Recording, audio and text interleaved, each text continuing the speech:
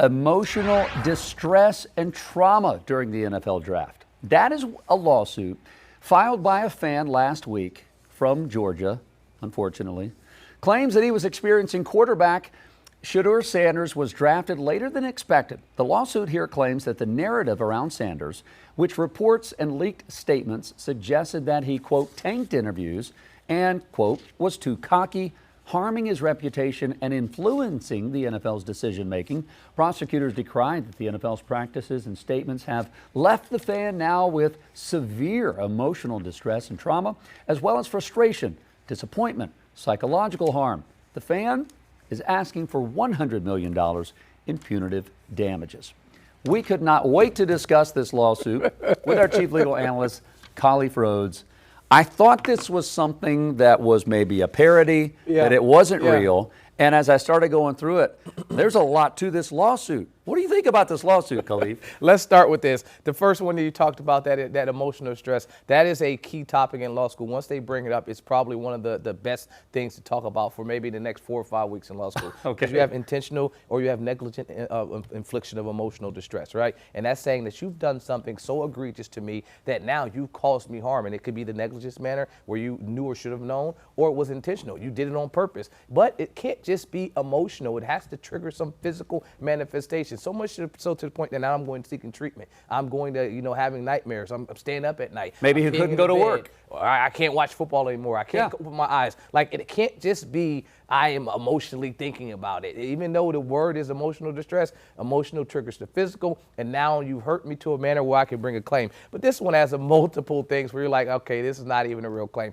First, it's filed by John Doe. You're legally allowed to do that. But then the other portion is they didn't have the filing fee to file the complaint. Now, there's a number of complaints that have been successful like that as well. I mean, informal preparis. That means I don't have the money. I want the court to be able to allow me to file this and seek my $100 million settlement or judgment, even though I don't have the funds to pay for that. Typically, these types of claims are filed by people in pro se by themselves, which we have in this situation. Right. But the last thing is, most of the time, they fail to state a claim. Okay. And so if I'm a defense attorney, the very first thing I'm doing when I receive this, if I'm the NFL, is I'm filing my motion to dismiss based on the 12B6 because they failed to state a claim where relief can be sought. That's the easiest thing that this case would be dismissed in federal court. I mean, like, before you can snap your finger, that's how quick something like this would be dismissed. I mean, this John Doe, it's not just saying, hey, emotional distress, and psychological harm. Again, I want to see the proof, like you said. Show me the evidence in how this manifested itself. But, I mean, he goes on to say the Sherman Antitrust Act, the NFL violated that by colluding with teams to influence the draft. They violated the Civil Rights Act, that it was racial discrimination, consumer protection laws, misrepresentation. I mean, this is broken down fairly well. Let's be clear. A number of those things that he's alleging in the complaint, there was in different parts of internet space, there were these conspiracy theories that were going out there as Shedeur Sanders continued to fall throughout the draft. There was a number of folks that had immediate responses, and most of them were, there's got to be some collusion with the NFL. How does a person go from the number 2 pick all the way down to the 5th round? But you have to have proof when you be able to make these allegations. But the things he's doing, I mean, he is piecing together law.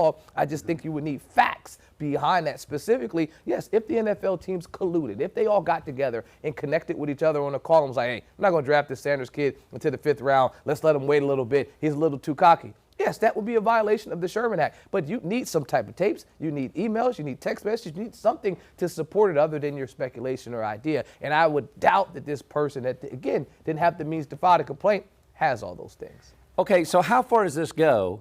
And then does it ever get frustrating as an attorney if a claim like this comes up, whether it's frivolous or not? I mean, it costs time and money for this even to finally be, disregarded and thrown away and dismissed, right? It does cost, right? But first of all, you're going up against Goliath. NFL is the machine, right? So because they're the machine, they have the resources for something like this. I mean, this is not even a dot in the middle of any of their sentences that they're writing for their day. But when you're looking at this wholeheartedly, a claim like this, when you ask how far will it go, it won't make it past the front door. He will be able to file it because it is when everyone's right to have access to our legal system. But once the court examines this and once they see defense's response, their motion to dismiss, I mean, instantly, it'll be dismissed in the very first hearing. But this is something that brings light to the fact that you don't want frivolous lawsuits. So if this happens again, if it happens multiple times, times. The court will reprimand this person. The court may block them and say, you can't file another claim unless you have counsel support and assist you do that. And I've seen